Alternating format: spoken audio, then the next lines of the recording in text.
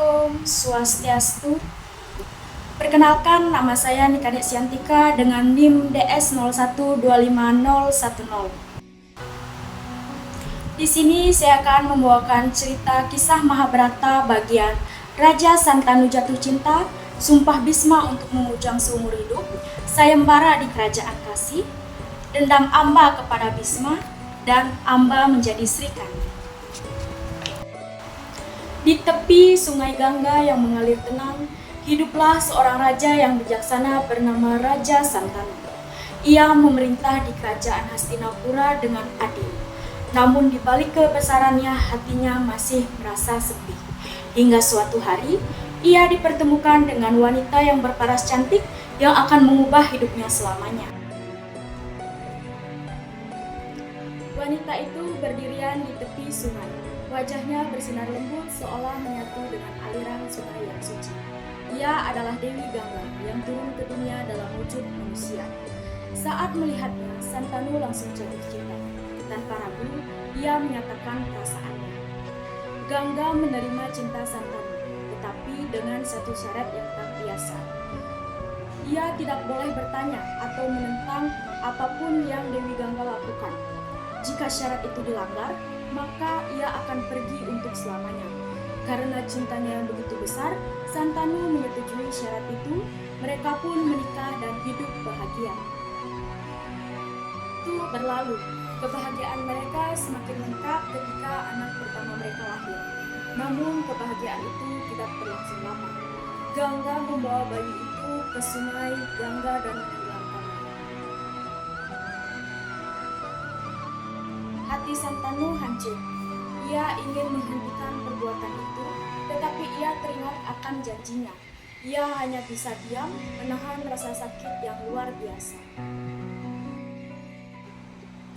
Peristiwa itu terulang kembali.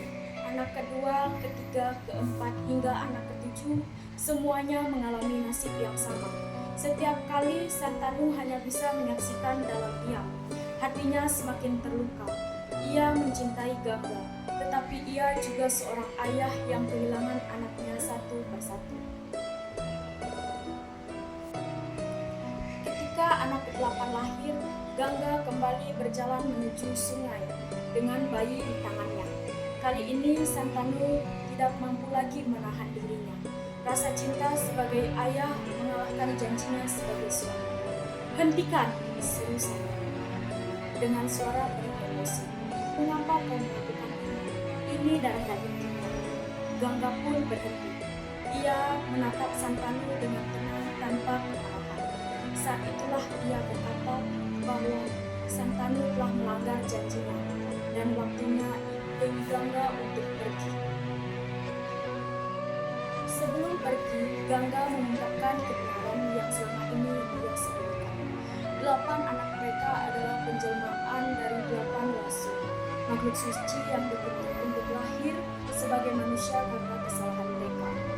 7 anak pertama memang ditakdirkan untuk segera kembali ke asalnya, dan Gangga hanya membantu membebaskan mereka dari kehidupan dunia yang singkat ini. Namun anak ke-8 memiliki nasib yang berbeda. Ia harus hidup di dunia manusia untuk menebus kesalahannya. Setelah mengatakan semua itu, Gangga membawa bayi tersebut dan menghilang dari kehidupan Santanu.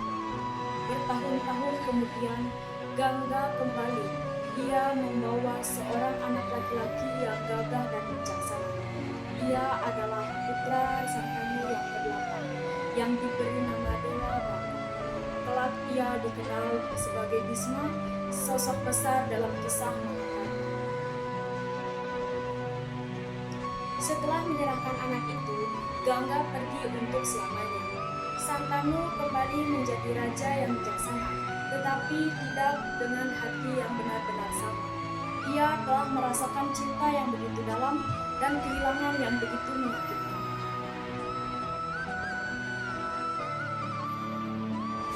Dewa Brata adalah putra yang sempurna. Ia kuat, bijaksana, dan sangat dicintai rakyat. Semua orang yakin bahwa dialah yang paling pantas menjadi raja berikutnya. Namun suatu hari segalanya berubah. Raja Santanu jatuh cinta kepada seorang wanita sederhana bernama Satyawati, putri seorang raja nelayan. Santanu ingin menikahinya, tetapi ayah Satyawati memberikan syarat hanya anak dari Satyawati lah yang boleh menjadi raja. Syarat itu membuat Raja Santanu terdiam. Ia tidak bisa menyetujuinya karena tahta sudah menjadi hak Dewabrata. Akhirnya ia memilih menahan cintanya dan hidup dalam kesedihan. Hari demi hari, sang raja semakin murung. Ia menjauh dari istana, kehilangan semangat hidupnya. Dewabrata melihat perubahan itu. Ia tidak tega melihat ayahnya menderita. Setelah mencari tahu, ia akhirnya mengetahui kebenarannya. Tanpa ragu, Dewabrata pergi menemui Satyawati. Dengan penuh keteguhan ia berkata, "Aku melepaskan hakku atas tahta Astinapura. Anak dari Satyawati lah yang akan menjadi raja." Sumpah itu sudah sangat besar, tapi ternyata itu belum cukup. Ayah Satyawati masih ragu. Ia takut jika suatu hari nanti keturunan Dewabrata akan merebut tahta. Saat itulah Dewabrata mengambil keputusan paling besar dalam hidupnya. Dengan suara lantang dan penuh keyakinan ia bersumpah. "Aku bersumpah tidak akan menikah seumur hidup. Aku tidak akan memiliki keturunan selamanya dan akan sendiri untuk selamanya." Sumpah itu bukan hanya janji biasa, seketika petir menyambar. Sejak saat itu, Dewabrata dikenal dengan nama Bisma. Ketika Bisma kembali ke istana dan menceritakannya semua kepada Raja Santanu sangat terharu. Ia tidak hanya melihat seorang anak, tetapi ia melihat pengorbanan yang luar biasa. Sebagai balasannya, Raja Santanu memberikan anugerah kematian atas keinginan Bisma. "Kapan, dimanapun, dan dengan orang yang kau inginkan bisa membunuhmu, baru kau akan dapatkan itu dengan caranya." Di kerajaan Kasi diadakannya sayembara agung untuk memilih suami bagi 3 putri cantik, Amba, Ambika, dan Ambalika. Di tengah kemegahan acara, tiba-tiba muncul seorang kesatria gagah dan perkasa, Bisma. Ia datang bukan untuk dirinya sendiri, melainkan untuk adiknya, Raja Wicitrawirya, yang saat itu belum menikah. "Ketiga putri ini akan aku bawa ke Hastinapura untuk dinikahkan dengan rajaku." Ia mengalahkan semua raja dan pangeran yang mencoba menghalanginya. Dengan kekuatannya, ia membawa ketiga putri Kasi pergi dari arena sayembara. Perjalanannya, putri tertua Amba akhirnya berbicara. Dengan suara penuh keberanian, ia mengungkapkan bahwa hatinya telah diberikan kepada Raja Salwa. Bahkan ia datang ke sayembara itu dengan harapan memilih Salwa sebagai suaminya. Mendengar hal itu, Bisma yang menjunjung tinggi kehormatan langsung mengambil keputusan bijak. Ia mengizinkan Amba pergi untuk menemui Salwa. Amba pun pergi dengan penuh harapan, namun kenyataannya tidak seindah yang ia bayangkan. Ketika ia tiba, Raja Salwa menolaknya. Salwa merasa harga dirinya telah hancur karena dikalahkan Bisma di hadapan banyak orang. Ia berkata bahwa Amba sudah dibawa oleh Bisma, sehingga ia tidak bisa lagi menerimanya sebagai istri. Amba hancur, ia kehilangan segalanya, cinta, kehormatan, dan masa depannya. Dalam keputusannya, Amba kembali kepada Bisma dan memintanya untuk menikahinya. Namun Bisma menolak. Ia terikat pada sumpahnya, sumpah untuk tidak menikah seumur hidup. Penolakan itu menjadi luka terakhir bagi Amba. Rasa sakit itu berubah menjadi kemarahan. Amba tidak lagi menginginkan kebahagiaan. Ia hanya menginginkan satu hal, membalas dendam kepada Bisma. Ia melakukan tapa yang sangat berat, memohon kepada para dewa agar diberi kekuatan untuk menghancurkan Bisma. Akhirnya, Dewa Siwa mengabulkan permohonannya, namun tidak dalam kehidupan saat ini.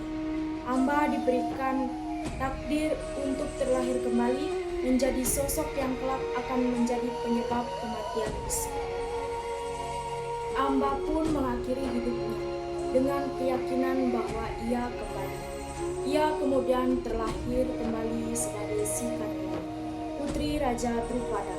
Namun sejak kecil ia dibesarkan sebagai laki-laki dan kemudian dikenal dengan nama Sri Kandi. Sri Kandi tumbuh dengan membawa satu tujuan yang tak pernah padam, menyelesaikan dendam Amba. Tahun demi tahun berlalu, hingga tibalah perang besar Mahabharata di Kurukshetra. Bisma berdiri kokoh tak terkalahkan. Arjuna maju namun Bisma tak bisa dikalahkan. Di belakang Arjuna berdirilah Sri Kandi. Bisma mengetahui siapa Sri Kandi sebenarnya. Ia tahu bahwa Sri Kandi adalah reinkarnasi Allah. Karena prinsipnya sebagai kesatria, Bisma tidak mau melawan seseorang yang pernah terlahir sebagai wanita. Ia menurunkan senjatanya karena tahu inilah kepentingan. Sri Kandi melepaskan anak panahnya. Panah-panah itu menembus syirah Bisma. Sri Kandi, sang reinkarnasi Amba, berhasil membalaskan dendamnya. Bisma gugur bukan oleh senjata sakti, tetapi oleh cinta yang terkhianati dan tekad yang kuat. Dendam Amba pun akhirnya terbalaskan. Sekian cerita kisah Mahabharata yang dapat saya bawakan. Mohon maaf jika ada kesalahan dan kekurangan dalam membawakan cerita. Saya tutup dengan Parama Santi. Om Santi, Santi, Santi, Om. Matur suksema.